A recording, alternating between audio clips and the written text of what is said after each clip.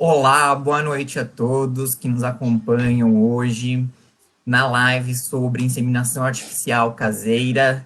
Agradeço primeiramente ao presidente da nossa subseção, Dr. Luiz Rogério, e eu sou Fernando Zanella de Andrade, presidente da Comissão da Diversidade Sexual e de Gênero da OAB-da-LA.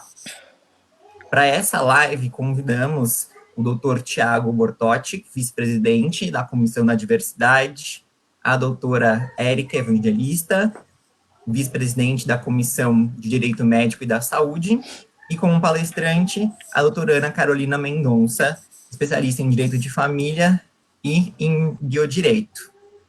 Bom, primeiramente, para que a gente fale sobre uma introdução ao que é a reprodução assistida, eu vou passar a palavra ao doutor Tiago. Por favor, doutor Tiago.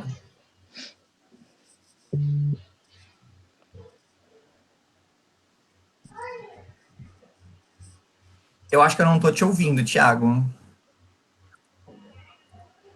Tá me escutando agora? Agora sim. Tá. Primeiramente, boa noite a todos. Acho que antes da gente começar sobre a reprodução assistida em si, a gente poderia fazer um pequeno esclarecimento sobre planejamento familiar. Claro. Segundo a nossa Constituição, o planejamento familiar ele é uma livre decisão do casal, né? E é vedado qualquer forma coercitiva de qualquer instituição oficial ou privada em cima dessa escolha, da livre decisão do casal. E aí a gente pode dizer que do planejamento familiar a gente tem o direito de gerar e criar filhos, né? Esse direito é personalíssimo, ele é totalmente ligado com a dignidade da pessoa humana. E também a gente poderia estar falando no direito da busca da felicidade, que é um subprincípio da Constituição também. E a gente também tem que deixar claro que a paternidade, maternidade em si, não é só um ato físico, é um ato de afeto e fraternidade, né? Tanto que hoje nas relações familiares a gente fala muito em afeto, que é isso que determina. Eu acho que tem alguém com TV no fundo. Não, aqui não. Acho que Aqui também não. É que eu acho que tinha alguém com a TV no fundo, aí tava dando um eco aqui para mim. Bom, enfim, falando sobre a afetividade, né? É isso que se formam as famílias hoje em dia, que o direito entende que se formam as famílias. Um resumão bem por cima. Agora, para a gente entrar na reprodução assistida em si, para que serve isso?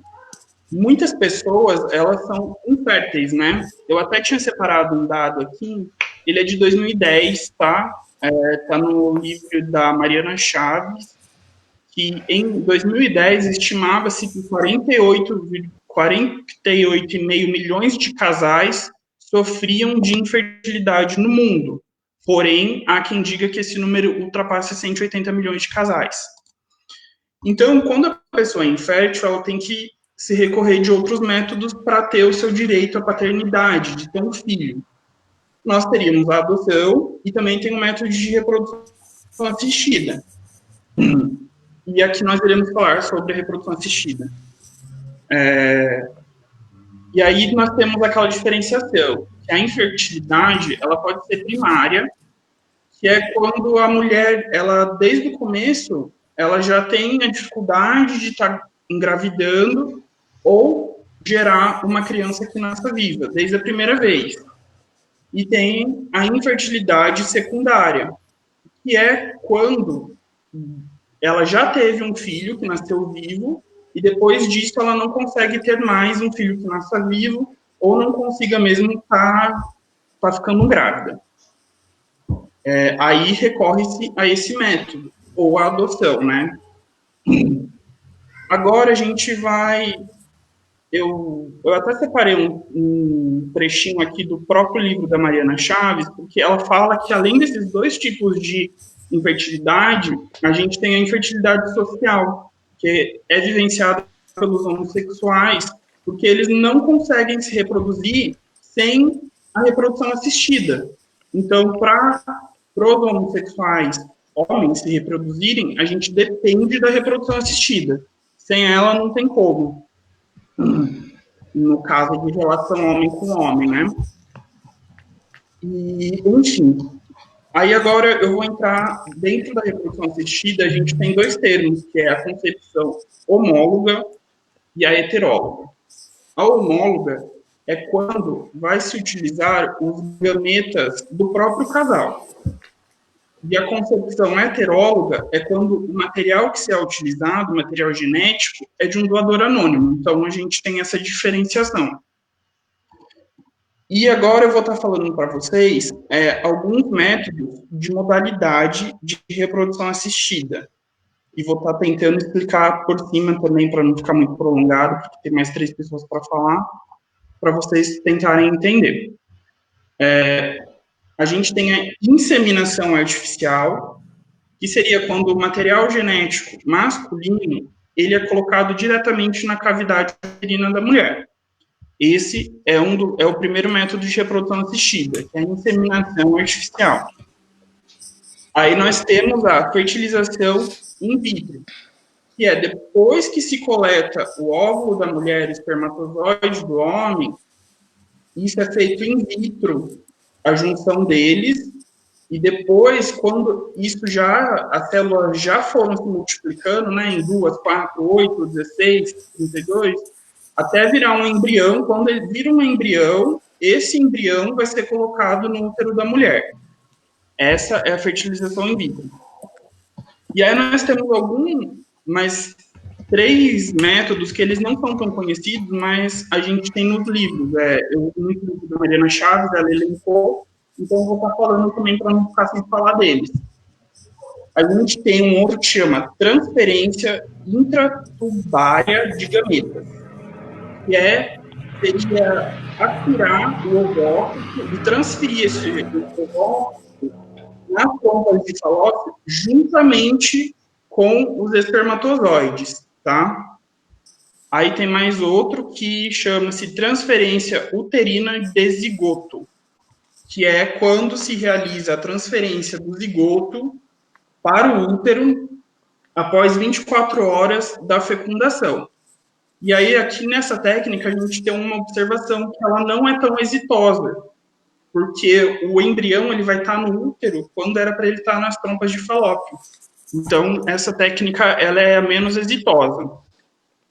E aí nós temos mais uma, que é a injeção intracitoplasmática de esperma, que é simplesmente introduzir o espermatozoide diretamente no citoplasma do óvulo, com uma agulha, né? Então, aí a gente tem que deixar claro que essas 3 últimas que eu falei, 3 últimas não, a transferência intratubária de gametas e a inseminação artificial, elas são técnicas in vivo, porque elas vão ocorrer dentro do organismo da mulher. Já as outras, a injeção intracitoplasmática de esperma, a transferência uterina de zigoto e a fecundação in vitro são técnicas in vitro, porque elas vão ocorrer externamente ao organismo da mulher e só depois vai ser colocado nele, tá? Para encerrar aqui, a gente precisa falar que não tem uma legislação oriunda do Congresso Nacional do Poder Legislativo sobre o tema. A única legislação que a gente tem é uma portaria do Conselho Federal de Medicina, né? Uma resolução, que é a 2121/2015. E é muito importante a gente deixar claro que essa resolução ela não tem força de lei. Ela é simplesmente deontológica. Então, assim, ela não obriga o juízo e nem as partes. É só uma referência. Ninguém está obrigado a seguir isso. Porque só uma lei que pode obrigar. Isso não é lei. Então, aí a gente sofre com a falta de legislação novamente, o poder legislativo deixando a desejar novamente. Tem essa resolução, mas quem é obrigado a seguir são os médicos, né? Mas ninguém. Então, eu vou passar a minha palavra agora para a doutora Érica e agradeço pela atenção de vocês. Obrigado, Ti, pela apresentação. Érica, só um minutinho antes de você começar a falar, só fazer uma pontuação. Quando a gente fala, principalmente, de quem gesta, nós não estamos falando somente na gestação da mulher cisgênero. Nós também podemos falar da gestação do homem trans, né? Então, isso é muito importante a gente observar. A gente já tem discutido isso na comissão, e como o sistema de saúde, tanto particular quanto público, não está preparado para fazer o acolhimento devido.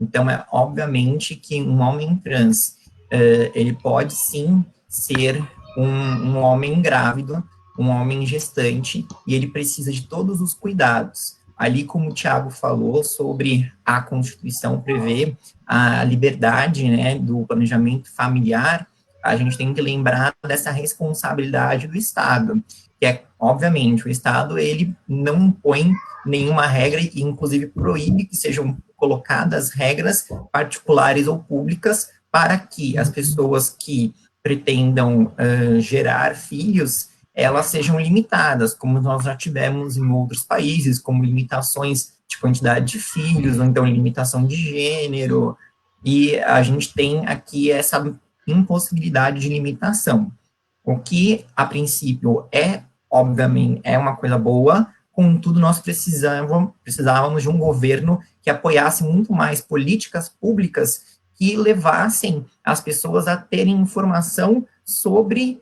orientação sexual. Nós sabemos que temos um alto índice de gravidez na adolescência ainda no Brasil, que faz muitas pessoas abandonarem o ensino médio, as escolas, e a gente precisa também incentivar e precisa de políticas públicas para falar sobre parentalidade responsável. Bom, aqui eu só aproveito para dar boa noite à doutora Daniela, à doutora Gi Guedes, a Fabiana Andrade, que é membro da Comissão da Diversidade, a doutora Kátia Dias, nossa conselheira seccional, a doutora Liane Mendonça, a Cristiane Nath, que também é nossa membro da comissão, doutora Adriana Gomes, que é secretária adjunta aqui da OAB da Lapa, doutora Ana Brocanello, muito obrigado por nos acompanhar, doutora Ana Lúcia Augusto, presidente da comissão de coaching, Maiara Moraes, doutora Daniela Andrade, Dani também, Luciana Leite, a doutora Rita Araújo, um grande prazer, doutor Ricardo Kate, doutora Cláudia Sotelo, doutora Ludmila Albuquerque, Camila Chiabrando, Mônica Lima, o nosso secretário, o doutor Adriel Ronan, todo o pessoal que tem aqui nos acompanhando, a doutora Cláudia Albino, doutor Marco Aurélio, a doutora Natália Matias, Edna Cristina, que também já tivemos bastante contato na Comissão de Família. Muito obrigado, doutora Edna, por nos acompanhar. Doutor Luiz Rogério, nosso presidente da subseção Lapa, e é um prazer ter conosco. Sabemos que temos um compromisso hoje, mas ficamos gratos com o seu comparecimento aqui. Doutor Wagner Luiz, também secretário-geral da nossa subseção Lapa, obrigado por nos acompanhar. Doutora Mônica Bezerra, também integrante da nossa comissão. Doutor João Andrade, muito obrigado, João, por estar aqui nos acompanhando. A doutora Natália até fez uma observação sobre a resolução do Conselho Federal de Medicina. Ela colocou aqui a resolução número 2168 de 2017. Muito obrigado, doutora Natália. E doutor Diego Leite, muito obrigado por nos acompanhar. Passo, então, a palavra à doutora Érica para que faça suas observações. Na verdade, primeiramente, a palavra vai ser concedida à doutora, a doutora Ana Carolina, que vai fazer as primeiras observações sobre a inseminação artificial caseira, e, posteriormente, nós seguiremos com a doutora Érica. Então, Carol, a palavra é toda sua, fique à vontade. Obrigada, Fernando. Obrigada a todos e a todas pela presença na live. Vou pedir licença para pular um pouquinho aí esse nosso protocolo formal da OAB para registrar aqui minhas saudações a todos e todas, né? Em especial meus colegas aí que também, assim como eu, têm grande amor pelo biodireito. Então, a doutora Ana Lúcia Augusto, a doutora Rita Araújo, a doutora Mônica Lima, a doutora Ludmila, a doutora Ana Brucanello, a doutora Camila Chiabrando. Muito obrigada a vocês pela presença, e em nome de vocês todas eu saúdo os demais advogados e advogadas que estão nos prestigiando aí nessa noite. Bom, antes de entrar no mérito em si da inseminação caseira, eu gostaria só de fazer uma observação, conforme bem mencionado pela doutora Natália, né? Hoje nós temos 5 resoluções do Conselho Federal de Medicina, e a última é a 2168 de 2017, que em alguns pontos até revoga a anterior de 2015, né? Então, são essas 5 resoluções que, conforme o doutor Tiago bem colocou, trazem normas deontológicas aí para nortear esses procedimentos, né?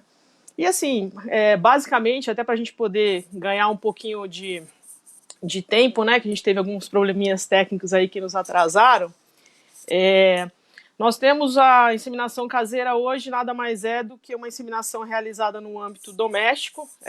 Usualmente se é utilizada uma seringa, onde esse material genético, no caso o espermatozoide, foi colhido, né, e então é introduzido isso na mulher, que na maioria das vezes engravida facilmente, desde que, óbvio, né, tenha aí uma saúde que a permita, né. Esse método ele é muito utilizado por casais homoafetivos, não só homoafetivos, né, mas hoje aqui a temática é para fazer menção a esses casais, que não tem aquela condição financeira de pagar uma clínica de reprodução assistida, né. A gente sabe que hoje uma clínica de reprodução assistida, a depender do procedimento, dentre esses procedimentos que o doutor Tiago também muito bem elencou, nós temos a fertilização in vitro, que hoje custa em média R$30 mil cada tentativa, né?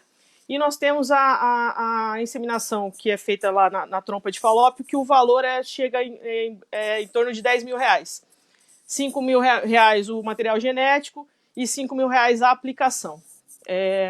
A rede pública não oferece, né, hospitais suficientes para atender essa demanda. Em São Paulo, a gente tem o Pérola Byton como hospital especialista no assunto, mas a demanda é muito grande. Então, esses casais basicamente fazem uso da inseminação caseira para poder realizar o seu projeto parental, tá bem? E assim, só fazendo uma observação, né, o doutor fez menção aí a algumas obras sobre biodireito, sobre reprodução assistida. Eu só faço assim uma observação extra de que muitas vezes essas obras deixam de pensar nos casais formados por homens e mulheres trans, tá? Então, nem sempre a inseminação de casais homoafetivos não pode seguir a via natural. Ela pode sim, quando uma dessas partes, um dos membros desse casal é formado por um homem trans ou uma mulher trans, a depender da concepção, né?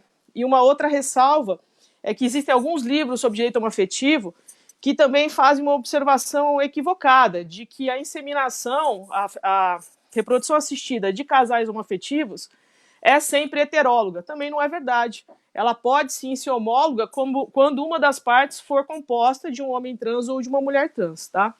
Então, assim, feitos esses esclarecimentos, a gente tem hoje, em termos de legislação, o provimento 63, né, do CNJ. O provimento 63, ele regula o registro de filiação de pessoas que têm filhos por meio de reprodução assistida, mas ele exige, no ato do registro, que se apresente uma declaração do diretor da clínica. Então, a grande problemática dos casais que têm seus filhos por meio de inseminação caseira é não conseguir cumprir essa exigência. E aí, então, fica aquela dúvida, né, de como se alcançar o registro dessas crianças, né, e que é basicamente o que a gente também vai discutir aqui, né. Então, assim, feita essa introdução, eu devolvo a palavra para a doutora Érica para a gente depois continuar para falar um pouquinho da parte prática sobre esse registro.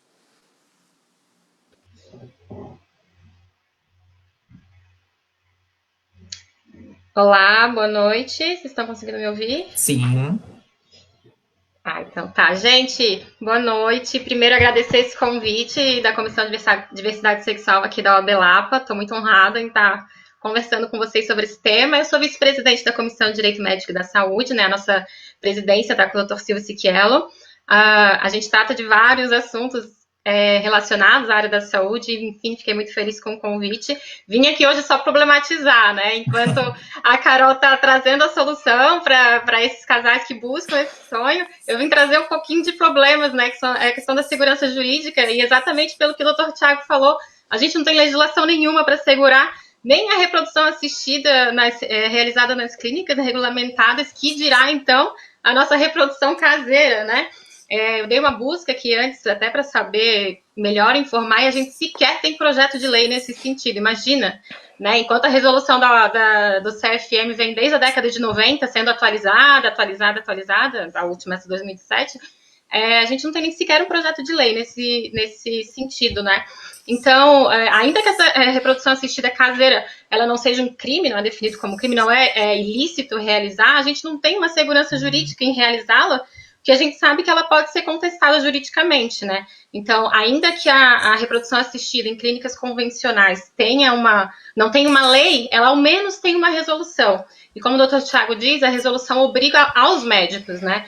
Mas essa obrigação aos médicos da resolução já dá uma segurança maior, porque, por exemplo, pela resolução, a clínica tem que garantir conservação, manuseio, verificação de se os gametas doados eles não têm alguma doença infecto-contagiosa, tudo isso já traz uma segurança, tanto do receptor quanto do doador, enfim. Tem a questão do sigilo do doador, a resolução obriga as clínicas a garantirem o sigilo do doador. Eles cuidam também com a idade dos doadores, dos receptores, a quantidade de gametas que podem ser dispostos. Enfim, são uma série de cuidados que obrigam os profissionais e que, querendo ou não, transmitem uma certa segurança tanto ao doador, às partes em geral, né? Porque eu posso dizer que, inclusive, o embrião fica um tanto quanto assegurado quando os profissionais observam essa resolução, certo? Então, o nosso problema aqui, maior que eu vejo, é a ausência de segurança jurídica mesmo, qualquer tipo. Ainda é muito comum, até, a doutora Carol pode falar melhor que eu, a realização de um contrato, né, privado entre as partes, tratando de detalhes como vai se dar aquela relação, mas é um contrato que é facilmente questionado na justiça. Érica, mas não tem lei. O contrato da clínica particular também não pode ser questionado? Pode ser questionado, mas o juiz vai olhar uma resolução, vai olhar que seguiu uma série de regramentos e a tendência vai ser dar uma segurança maior, considerando que foi seguida a resolução do CFM, certo? Eu acho que a ausência de um documento formal deixa as partes muito inseguras, tá? Inclusive, nessa resolução do CFM, ele exige também a elaboração de um termo de consentimento livre e esclarecido, que trata de todas as questões, não é só um termo de consentimento, vamos dizer assim, comum na área do direito médico, né? Ele vai tratar dados de caráter biológico, de caráter ético, de caráter jurídico, então você já bem informa as partes, até do que elas podem... se elas tiverem alguma dúvida não sanada anteriormente, quando o profissional está lá, se ele bem informar por meio desse termo de consentimento, todos os direitos, obrigações, o que pode ser feito, o que pode ser questionado, tudo certinho, é muito mais difícil que as partes envolvidas venham a questionar isso futuramente na justiça, né? Então, por isso que acaba sendo algo bem mais seguro, ainda que não seja uma lei. Carol, tá contigo de novo. Não, com certeza, tudo isso que a Érica colocou é uma realidade, né? Mas a realidade desses casais também está aí, né? Existem vários grupos como elas chamam de tentantes, né?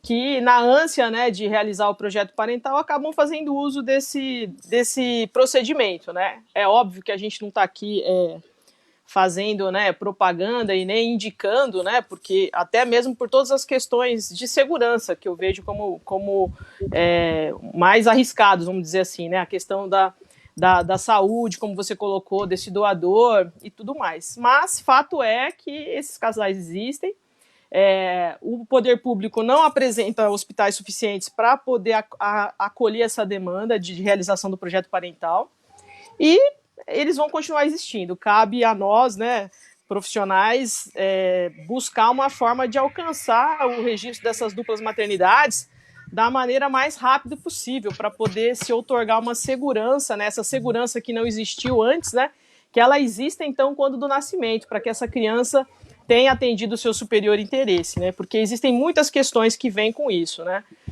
Primeiro, dizer que o projeto parental, num caso desse, ele é do casal, né? Então, ambas são mães desde a concepção, independente de onde venha esse gameta, né? E a partir daí, sendo elas casadas ou vivendo em união estável, em união afetiva, é direito dessa criança que ela nasça com o registro dessas duas mães. Então, o que eu proponho aqui é que a gente acolha, né, esses casais e busque a realização desse direito na justiça.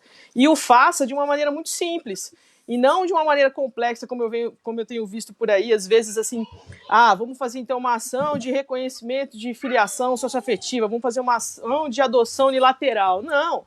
As duas mulheres, no caso eu estou fazendo o exemplo de mulheres, as duas mulheres são mães desde a concepção. Então nós, operadoras e operadores do direito, nós temos que brigar para conseguir que essa criança já nasça albergada por essa dupla maternidade, para que ela tenha direito, muitas vezes a parturiente não tem um plano de saúde tão bom quanto a outra mãe, né? Então, eu vou negar o direito dessa criança ter um plano de saúde melhor porque eu não tenho legislação? Como você bem colocou no começo da tua fala, não existe uma proibição. E essa realidade ela vai continuar existindo, enquanto o poder público não suprir essa falta de hospitais suficientes para poder acolher a realização do projeto parental dessas famílias, né? Então, o que eu proponho aqui é que a gente possa abraçar essa causa, porque ela existe, né? E conceder essa segurança jurídica que não existe antes, né? Para que essa criança, então, possa nascer aí albergada sobre essa dupla maternidade. Perfeito, Carol. Eu só vou registrar aqui a presença do Dr. Silvio Siquello Júnior, presidente da Comissão de Direito Médico da Saúde, e o Dr. Martins, nosso vice-presidente, e que sempre prestigia a Comissão da Diversidade. Muito obrigado, Dr. Martins, e a todos que nos acompanham. Fernando, desculpa, eu te interromper, que eu esqueci de falar uma coisa. Pode falar, fica à vontade. Estou brincando com a Érica aí, que é a provocação da segurança jurídica.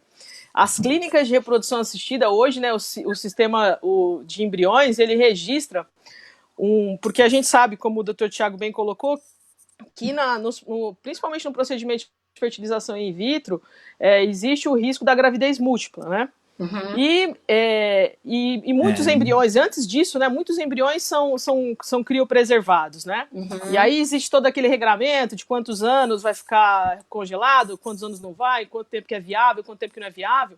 Mas onde eu quero chegar? Anualmente são descartados 80 mil embriões, né? E aí, né? Então, quando a gente fala tanto sobre moralidade de um monte de coisa, né? E esses embriões? A gente está descartando vida? A gente não está descartando vida? Né? Então, assim, eu acho que até mesmo nos procedimentos albergados pelas resoluções, a gente tem muito para discutir. Claro, com certeza. Né? Com certeza. Uhum. Então, só esse adendo, desculpa interromper. Não, imagina, perfeito a colocação. Eu vou só colocar aqui uma pergunta da doutora Dani Dias. Ela questiona se barriga de aluguel acontece nesses casos de inseminação caseira. Pode acontecer. Pode acontecer, principalmente se a gente, por exemplo, se a gente for pegar um caso aí na verdade, assim, né, barriga de aluguel, inseminação caseira, também, então, pode acontecer sim. Pode. Só que aí, no caso, como é inseminação caseira, o que acontece? Na verdade, não é que vai ser barriga de aluguel, porque a gestante, né, o óvulo vai ser da gestante. Porque eu não vou conseguir, numa inseminação caseira, inserir o embrião por meio de seringa, né? Então... Ela vai estar cedendo o ventre e o óvulo. Pode acontecer. Exato. E até porque... Pode falar, Thiago. Eu acho que o termo correto seria doação de útero, né? Porque barriga de aluguel é vetado. Não, sim, a resolução usa como cessão de útero, a resolução cessão gratuita de ventre ou útero de substituição. Eu acabo não ligando muito, porque às vezes eu faço essas observações em aula, mas só que como é o corriqueiro, às vezes a gente fala cessão gratuita de ventre ou útero em substituição e a pessoa fica olhando para nossa cara e falando o que é isso, né? Mas muito bem colocado. No Brasil é proibida a barriga de aluguel e ela é permitida nos Estados Unidos, por exemplo, mas no Brasil é proibida a comercialização. Então, e até popularmente, né, é mais conhecido como barriga solidária. E aí a gente tem até principalmente para casais homoafetivos, como não é permitido, como em outros países, é permitido a barriga de aluguel dentre certas condições, e existe uma maior segurança jurídica, e até porque já tiveram diversos problemas relacionados a isso, e aqui no Brasil tem normativas específicas. Em regra, quando a gente fala de relações homoafetivas, o que eu percebo é que são pessoas muito próximas que acabam se tornando como barriga solidária, né? Então, a gente também tem esse contato familiar, né? Esse desenvolvimento familiar. E é importante, uma coisa que a Carol falou, e também é essencial a gente entender quando a gente fala em inseminação artificial, e a caseira também, né, de que quando a pessoa que gesta, né, e ali na hora do registro, infelizmente a gente não tem uma legislação que vá, porque a mãe, no caso, que seja nem por uma inseminação artificial, mas para um método natural, onde temos uma mulher trans e uma mulher cis, e onde elas ficam, a mulher cis, ela fica grávida da mulher trans, as duas são as mães. Nós não temos um pai, são duas mulheres, e uma mulher engravidou da outra mulher. A mulher trans, ela pode possuir aí o sistema reprodutivo masculino, e aí aconteceu naturalmente, e tivemos uma gravidez. E, infelizmente, como já comentado pela doutora Carol, que a gente tem essas problemáticas em registro. Então, o que nós temos que lutar é para que o Poder Judiciário, o Poder Legislativo, principalmente, entendam que as coisas acontecem, a realidade está aí. Nós não podemos levar a uma marginalização, que é o que é feito. Simplesmente é levantado o tapete e é colocado e deixando os casos indo acontecendo. E isso não é o ideal. A gente sabe que acontece e precisamos de uma regulamentação para garantir uma segurança. E aí, como observado pela Érica, uma segurança também jurídica quando falamos de contratos, sejam com clínicas ou sejam entre partes, para que realmente sejam observados os direitos, inclusive se vier a nascer um ser humano, quais são os direitos que ele também tem daquela relação, né? Aí a gente volta a discutir o sigilo do doador e como que aquela pessoa ela foi gerada, ela tem direito à sua filiação, mas também tem direito à sua origem genética.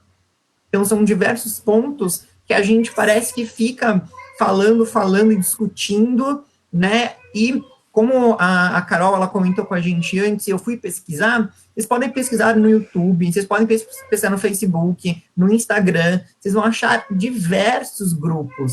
Não é algo escondido, não é algo pouco realizado. Então, a gente precisa trazer, não só na segurança jurídica, mas segurança também com relação à forma como é efetuado, né? Porque o principal é também que seja garantido a saúde de todos que fazem parte do processo.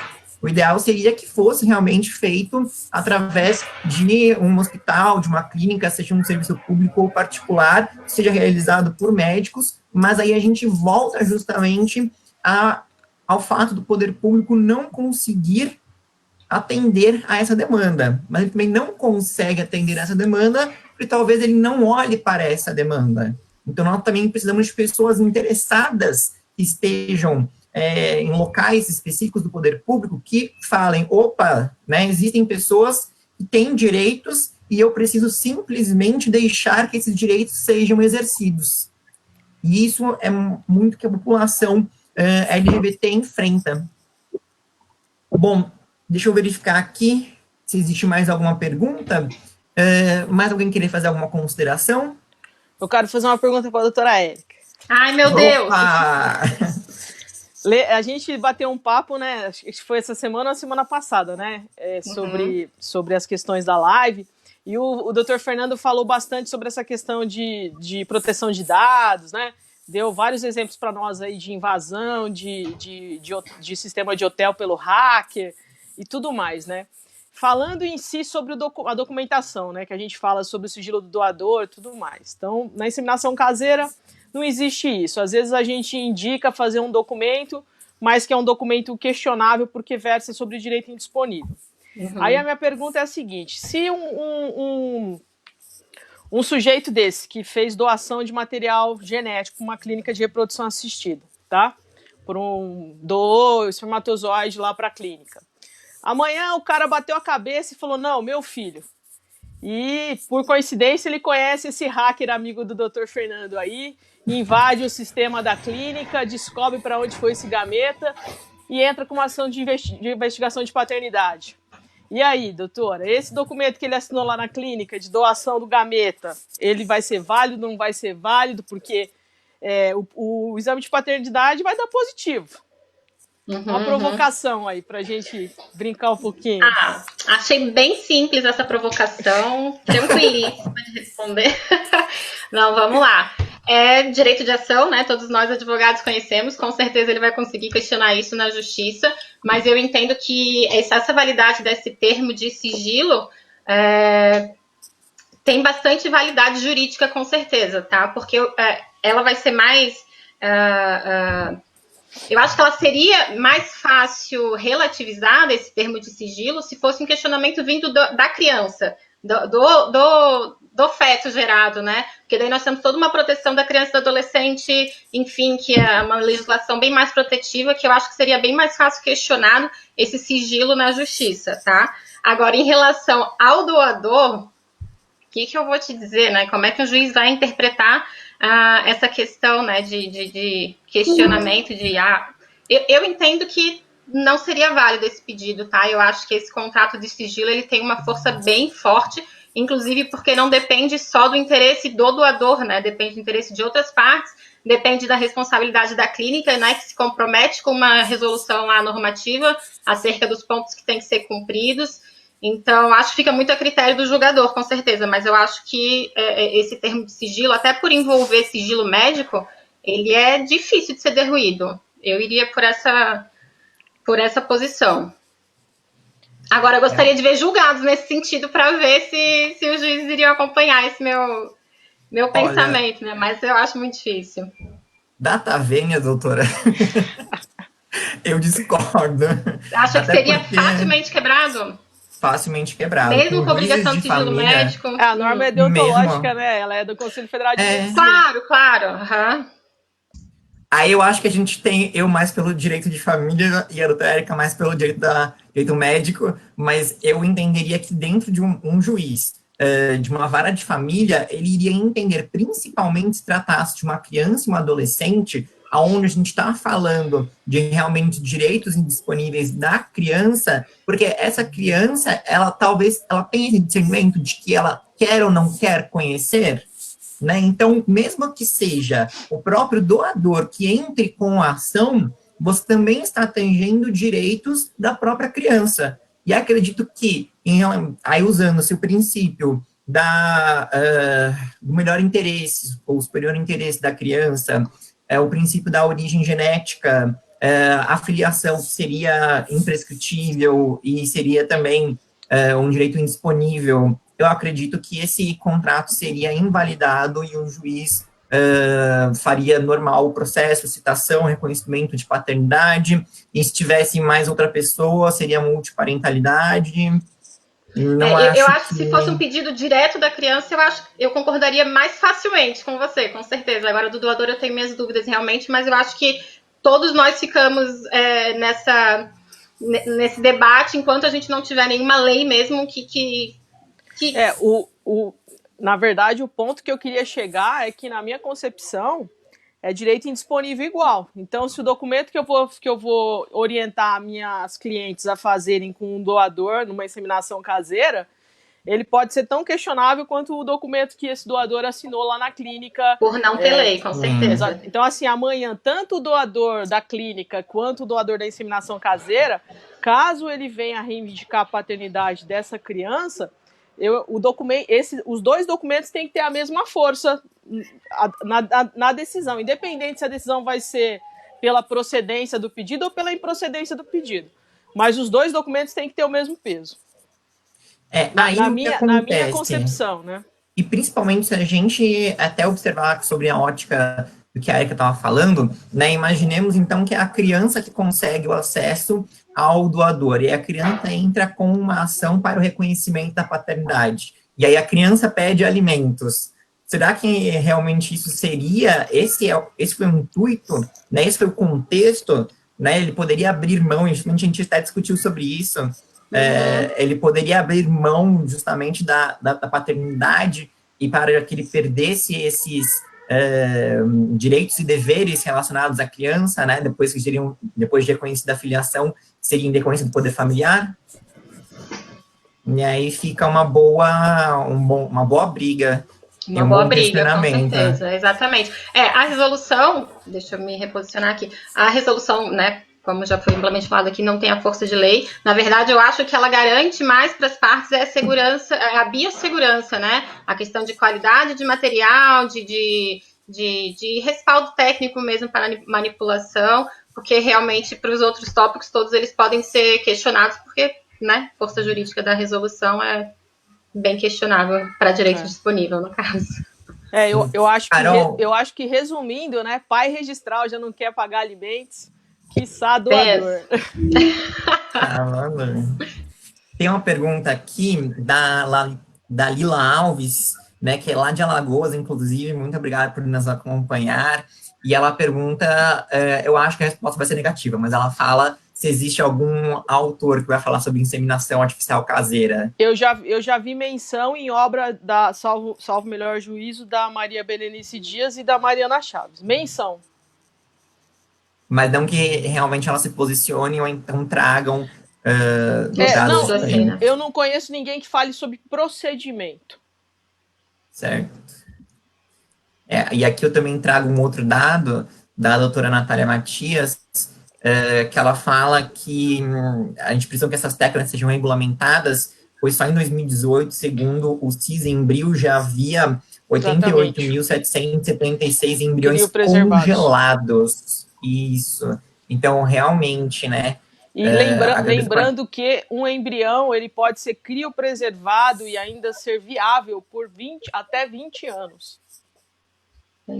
Então, e aí a gente tem outros questionamentos de embriões, então seria um outro motivo, uma outra live aí, precisaríamos falar, né, novamente, mas eu acho que o que fica para a gente dessa reflexão, eu agradeço muito que a doutora Érica ter aceitado o convite para trazer essa reflexão sobre o direito médico e da saúde. Agradeço ao doutor Thiago, que está nos acompanhando também, pela explicação sobre a reprodução assistida, que ficou muito mais claro, acho que para todos. E agradeço a Carol, que já é também uma figurinha aqui da OAB da Lapa. A gente vê pelos comentários que ela é uma pessoa extremamente querida, até porque é uma profissional excepcional.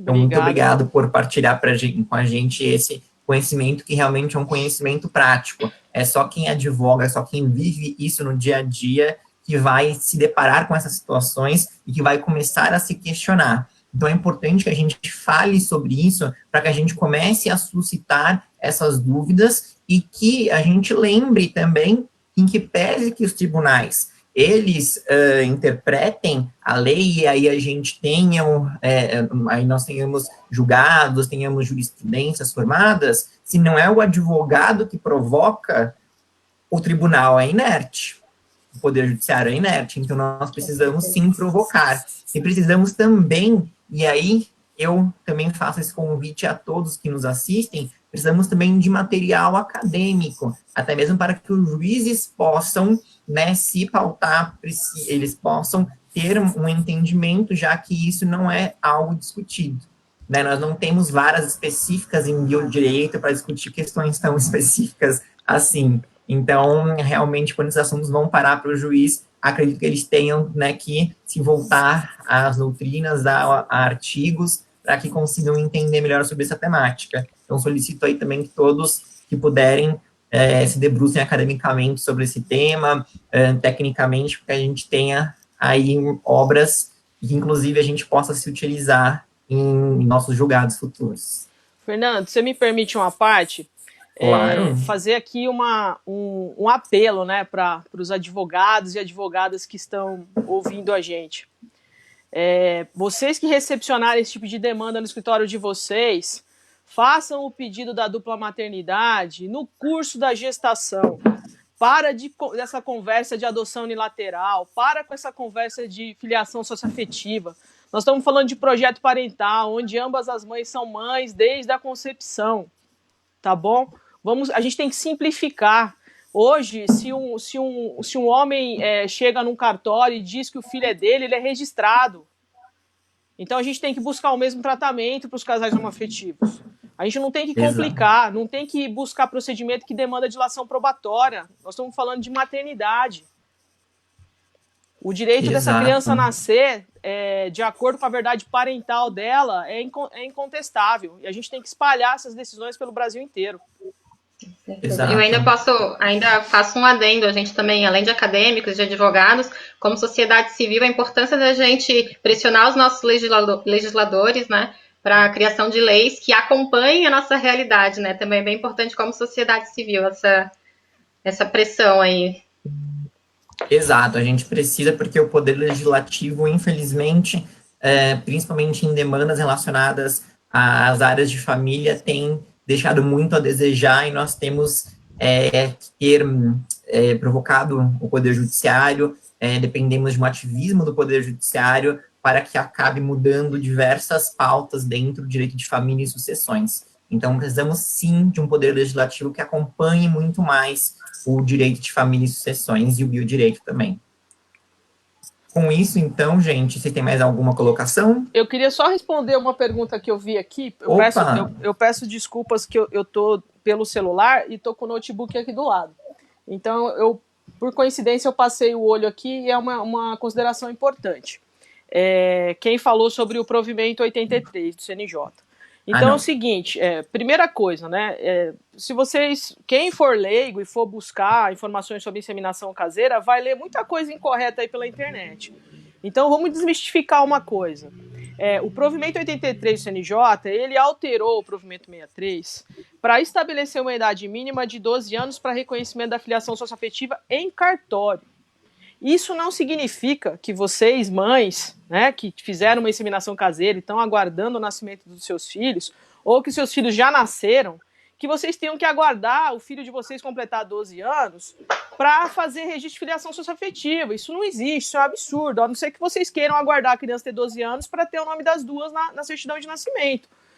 E o provimento 83 ele é aplicável de acordo com aquele regramento lá, mas se o seu projeto parental de ambas as mães, desde a concepção, a criança nasceu, existem outros meios de se alcançar essa dupla maternidade sem que vocês tenham que aguardar essa criança fazer 12 anos. Isso não existe, tá bom? Então, assim, não tem muita... Eu recebo, às vezes, muita consulta, vai lá no cartório, a pessoa fala, não, só com 12 anos. Não é isso, só com 12 anos, pelo provimento 83 do CNJ, se você for fazer um reconhecimento de filiação socioafetiva no âmbito administrativo.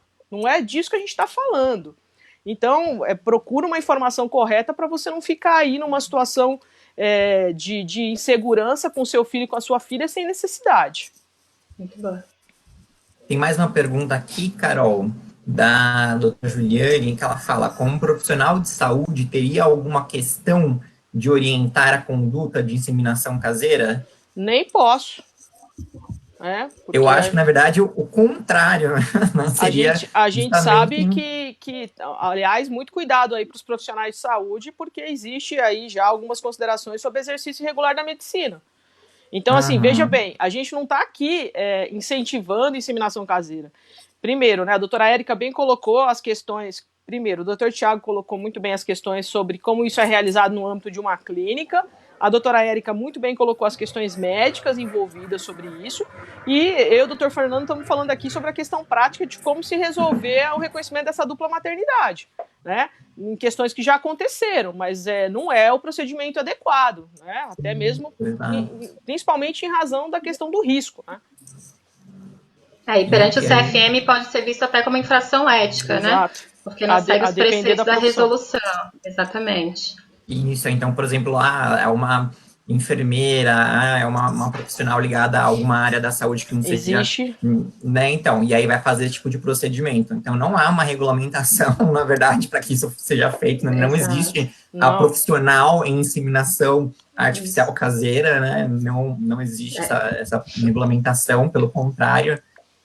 Então, o que a gente fala aqui, o que a Carol acabou de se posicionar, é isso. A gente não pode marginalizar a verdade, o que já acontece. Mas ninguém aqui está incentivando a inseminação caseira. Pelo contrário, o que nós estamos incentivando aqui é que o poder público entenda essa demanda e que ele consiga se movimentar para que consiga absorver a demanda das inseminações artificiais. E que as inseminações artificiais ocorram todas da melhor forma possível para que sejam resguardados os direitos de saúde de todos os envolvidos. E também, na hora do registro, seja reconhecido um direito que já existe. Na verdade, é só dizer o óbvio, né? Mas o que é, infelizmente, na maioria das vezes, negado. Então, só um resumo rápido em relação às responsabilidades. Essa relação, né, essa realização de inseminação artificial caseira, ela não é um ato ilícito quando feito entre pessoas leigas, tá? Agora, se você pega um profissional da saúde que faz isso de formas reiteradas, ele pode incorrer em crime de... Me fugiu, doutora, de... exercício irregular da medicina. Legal de medicina. Se você pega um médico que faz isso de forma reiterada também, daí ele pode responder infração ética. Então, as pessoas, os profissionais que atuam desse modo podem sim ser responsabilizados. As pessoas leigas que optam por necessidade por esse tipo de inseminação, elas não estão incorrendo em crime, né? Os profissionais que têm que se atentar para os limites das normativas, tá? Só um adendo aqui, que eu acabei de ver aqui, a doutora Juliane, é isso? Que é sobre essa questão da orientação. Olha, eu já ouvi, doutora, um casal de clientes minhas dizer que estiveram numa clínica e tentaram uma vez, não conseguiram, e aí, por falta de recursos, perguntaram pro médico o que ele achava, e ele falou que não tinha oposição nenhuma. Mas assim, como eu falei, como a gente colocou aqui, né? Aí é uma orientação específica, né? A doutora tem aí o seu código de ética médica, vai saber melhor do que a gente, não melhor que a doutora Érica, sobre como se posicionar num caso desse, caso recepcione uma demanda nessa do seu consultório. O que a gente está dizendo é que não pode não dá, o médico não pode ensinar a fazer, né? E realizar, né? Agora, uma orientação querendo o bem-estar do paciente, óbvio, não existe vedação, inclusive porque ele vai, com certeza, de toda forma, levantar os lados positivos, os lados negativos, o que é seguro, o que não é seguro, né? E no final, eu tenho certeza que ele vai optar pela orientação de que não seja feito, né? Se ele bem cumprir como deve ser na profissão, né? Que, enfim, temos o princípio da maledicência, enfim, esse tipo de coisa. Entendemos que em decorrência da profissão que a Juliane exerce, né, doutora, porque a gente está acostumado aqui a uma forma de tratamento, mas, Juliane, a gente, de forma alguma, está fazendo uma crítica a quem realiza isso. Isso, de né? forma alguma. Mas a gente aqui gostaria que a realidade fosse outra, que a realidade fosse em que fosse realizada em condições sanitárias, em condições de saúde. Exato, até porque mesmo que o médico ele vá orientar, ele também tem que orientar sobre os riscos. Você está colocando que tipo de materiais que vai entrar em contato ali com o corpo, são coisas muito sensíveis, né? Então, você, como atua, né, nessa área, sabe muito bem. Então, é complicado fazer isso. Mas se você procure no Google e veja, né, coisas no YouTube, não é o melhor possível. Sem falar, né, a gente fala tudo isso daí, né, fazendo aquelas ressalvas, né, que a gente sabe muito bem, por exemplo, que essa resolução do Conselho Federal de Medicina de 2017, que fala sobre a questão de não utilizar o mesmo material genético no mesmo território, e que os médicos de clínicas não podem ser doadores, nem os funcionários, a gente bem sabe que isso tudo foi elaborado porque aconteceu, né? Porque acontecia, sem falar no exatamente. caso do doutor lá, que foi, né? Não, foi... Então, assim, né? A gente, é muito complexo, né? Dizer que sim, dizer que não, e julgar, e, enfim, mas o ideal mesmo seria o que o Isso Fernando justamente falou, que o poder público lei. tivesse condição de abraçar todas essas famílias e possibilitar que esse procedimento fosse feito com segurança. Exato, o que a gente precisa é disso, a gente precisa de um poder público atuante. Muitas vezes, é claro que a sociedade civil, ela tem que atuar em conjunto com o poder público, e disso a gente não foge, pelo contrário, fazemos a nossa parte também e nossa parte profissional. Entretanto, o poder público também tem que acolher a todos aqueles que o procuram. Bom, gente, dado o adiantar da hora, eu agradeço o comparecimento de todos. Eu passo, então, para as posições finais. Por favor, doutora Érica, com a palavra. Gente, só agradecer, acho que o debate foi super interessante, acho que abriu portas até para outros debates dentro dessa área. Agradeço o convite, fico à disposição se eu puder sanar a dúvida de alguém. E obrigada. Apenas isso para dizer agora. Doutor Tiago, por gentileza. Gostaria de agradecer a todos. Eu acho que é um tema muito interessante, que é pouco comentado, discutido. E o grande problema que eu acho que tem que ser resolvido é a questão do poder legislativo, que se não fosse essa omissão, muito a gente já teria prosseguido aí nesse assunto. E obrigado a todos, uma boa noite. Carol, por favor. Obrigada, Fernando, Érica, Tiago.